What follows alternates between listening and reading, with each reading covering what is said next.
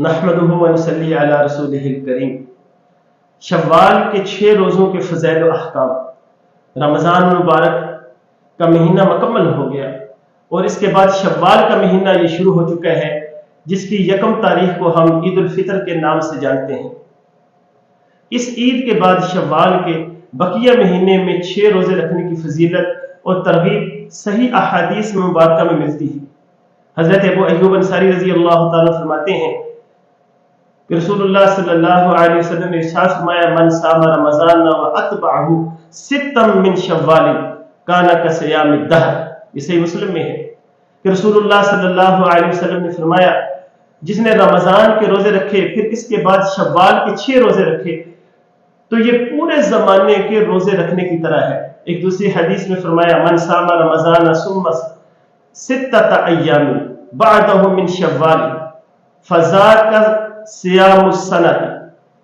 جس نے رمضان کے روزے رکھے اور اس کے بعد شوال کے 6 روزے رکھے تو گویا اس نے پورے سال کے روزے رکھے۔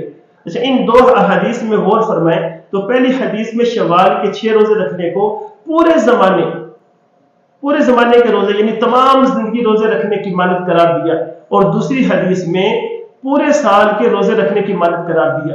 ان دونوں احادیث میں علماء کرام نے اس طرح تطبیق کی، ایسے ان کو بلایا ہے کہ مسلمان جب رمضان المبارک کے پورے مہینے کے روزے رکھتا ہے تو اس قاعدہ کے تحت جو قرآن میں آیا، من جاء بالحسنۃ فلہ عشر امثالھا، ایک نیکی جو ہے اس کا اجر 10 گنا ہے، اس کا اجر فلہ عشر امثالھا 10 دیتے ہیں اللہ پاک۔ تو یعنی رمضان المبارک کے روزوں کو 10 سے ضرب دی تو یہ 10 مہینوں کے برابر بن جاتے ہیں۔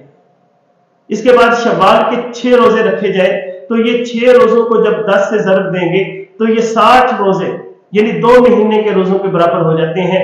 گویا رمضان اور اس کے بعد 6 روزے شوال میں رکھنے والا پورے سال کے یعنی 360 روزوں کے اجر کا مستحق بن جاتا ہے۔ اس تشریح سے مذکورہ بالا احادیث کا مطلب واضح سمجھ میں آ جاتا ہے۔ گویا اس طریقہ پر عمل کرنے والا شخص جو ہے، اس طریقہ پر عمل کرنے والے شخص نے پورے سال کے روزے رکھے، اور اگر مسلمان کی زندگی کا یہی معمول بن جائے کہ وہ ہر سال رمضان المبارک کے روزوں کے ساتھ شوال کے روزوں کا بھی اہتمام کرتا رہے تو یہ ایسے شمار ہوگا جیسے اس نے پوری زندگی روزوں میں گزار دی۔ تو اس توجیہ سے یہ حدیث مذکورہ کا مضمون کہ یہ شخص پورے زمانے کے روزے رکھنے والے کی طرح ہے، بالکل واضح ہو جاتا ہے۔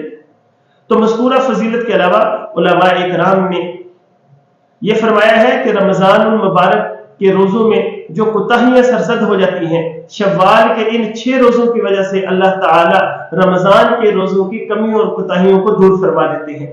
گویا ان 6 روزوں کی رمضان کے فرض روزوں سے وہی نسبت ہے جو سنن اور نوافل کی فرض نمازوں کے ساتھ ہے، کہ اللہ تعالیٰ سنن اور نوافل کے ذریعے فرض نمازوں کی کوتاہیوں کو دور کر دیتے ہیں، جیسے کہ واضح طور پر احادیث مبارکہ میں یہ بات موجود ہے۔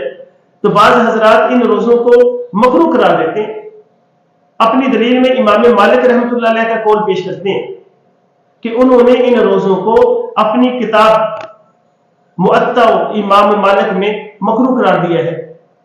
اس کراہت کی دوسری وجہ یہ قرار دیتے ہیں کہ عوام ان روزوں کو فرض روزوں کی طرح ضروری سمجھتی ہے، اس لیے ان روزوں کا رکھنا مکروہ ہے۔ اس بارے میں عرض یہ ہے کہ جمہور فقہائے احناف، شوافع اور حنابلہ کے نزدیک یہ روزے مکروہ نہیں ہیں بلکہ مسنون اور مستحب ہیں۔ رہا امام مالک رحمۃ اللہ علیہ کا قول تو اس کے بارے میں یہ عرض ہے کہ امام مالک رحمۃ اللہ علیہ نے اپنی کتاب موطا امام مالک میں رمضان کے فوراً بعد یعنی عید الفطر کے دوسرے دن سے ہی ان روزوں کے اہتمام کو مکروہ تحریر دیا ہے۔ علاوہ ازیں بعض حضرات نے عید الفطر کے فوراً بعد ان 6 روزوں کو رکھ کر 7ویں شوال کی شام کو ایک تقریب کی صورت بنانی شروع کر دی تھی۔ ممکن ہے کہ اسی وجہ سے امام مالک رحمۃ اللہ علیہ نے عید الفطر کے دوسرے دن سے اہتمام کے ساتھ ان روزے رکھنے کو مکروہ قرار دیا ہو، تاکہ رمضان اور غیر رمضان کے روزوں میں فرق کیا جا سکے، جیسا کہ امام قرطبی رحمۃ اللہ علیہ نے یہ بات تحریر کی ہے کہ خراسان کے بعض حضرات نے رمضان کی طرح عید الفطر کے بعد ان روزوں کا اہتمام کیا۔ دوسرا احتمال جو بیان کیا جاتا ہے کہ اس زمانے میں عوام نے اس کو ضروری سمجھ رکھا ہے इसलिए इन पर अमल करना मना है, तो ये भी दुरुस्त नहीं है। इसलिए कि आजकल कोई भी इन रोज़ों को फर्ज या वाजिब नहीं समझता। खास यानी अहले इल्म जो हैं, जो खास किस्म के लोग हैं अहले इल्म, तो अहले इल्म का तो सवाल ही पैदा नहीं होता। अवाम को जब भी इन रोज़ों की तरगीब दी जाती है तो साथ साथ ये भी वादा किया जाता है कि ये रोज़े फर्ज या वाजिब नहीं है, महज मसनून और बाइस अजर हैं।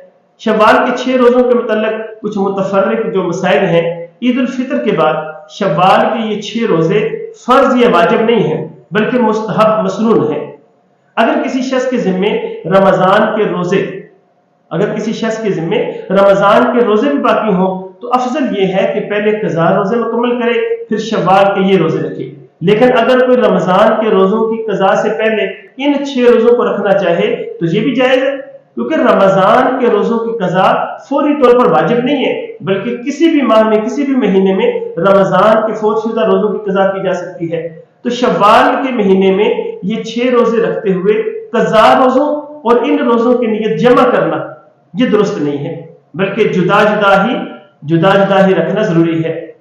इन रोज़ों को ईद के फौरन बाद और मुसलसल रखना जरूरी नहीं है, अगरचे बाज़ उलमा इसके भी कायल हैं, लेकिन मोतबर बात यह है कि शव्वाल के पूरे महीने में जब चाहे रख सकते हैं।